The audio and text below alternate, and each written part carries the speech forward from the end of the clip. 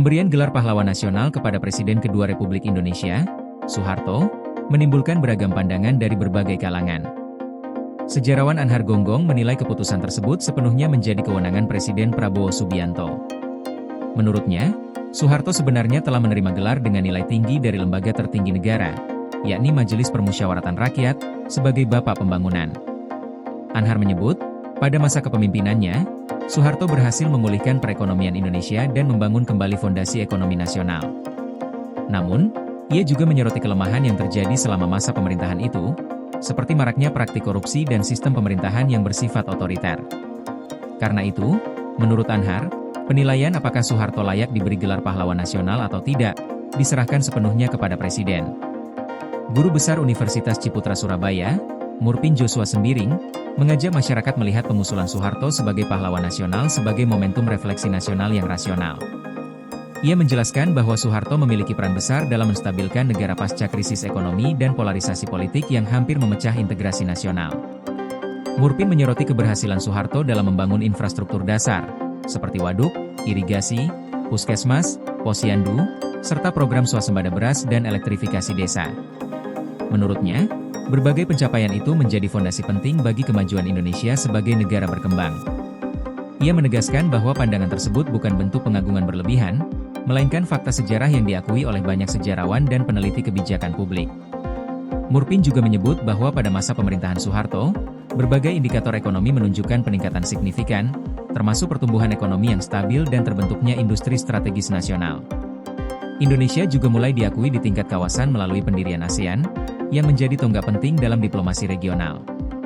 Tokoh Muhammadiyah, Din Syamsuddin, turut mendukung pemberian gelar pahlawan nasional kepada Soeharto. Ia menilai, meskipun terlambat, keputusan tersebut patut diapresiasi karena Soeharto telah berperan besar dalam pembangunan bangsa selama 3 dekade kepemimpinannya. Din juga menilai Soeharto memiliki komitmen terhadap Islam dan kesejahteraan umat Muslim di Indonesia. Sementara itu, Ketua PBNU, KH Ahmad Fahru Rozi atau Gus Fahrur, menyatakan dukungannya terhadap pemberian gelar pahlawan bagi Soeharto dan KH Abdurrahman Wahid atau Gus Dur. Ia menyebut bangsa yang besar adalah bangsa yang mampu menghargai jasa para pendahulunya, mengambil hikmah dari masa lalu, dan menerapkan nilai-nilai kebaikan untuk masa depan. Namun, kritik juga muncul dari kelompok masyarakat sipil.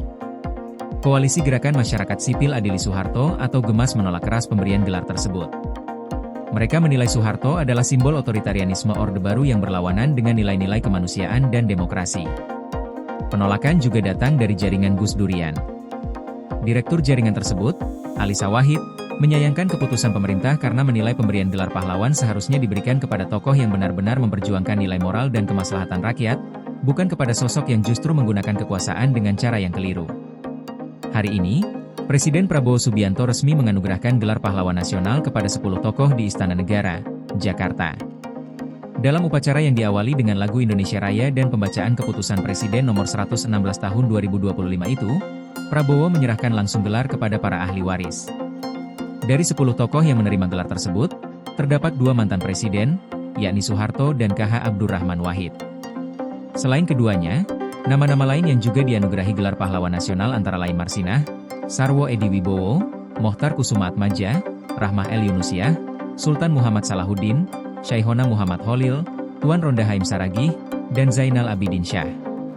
Penganugerahan gelar ini menjadi momentum penting dalam memperingati Hari Pahlawan Nasional, sekaligus menegaskan komitmen pemerintah dalam menghargai jasa para tokoh bangsa yang telah memberikan kontribusi besar bagi kemerdekaan, pembangunan, dan kemajuan Indonesia. Koordinasi PLN dengan TNGL jelang Hari Kesaktian Pancasila, listrik terbangun, alam tetap lestari. Panen perdana garam Aceh. PLN hadirkan energi untuk UMKM di momen menyambut Hari Kesaktian Pancasila.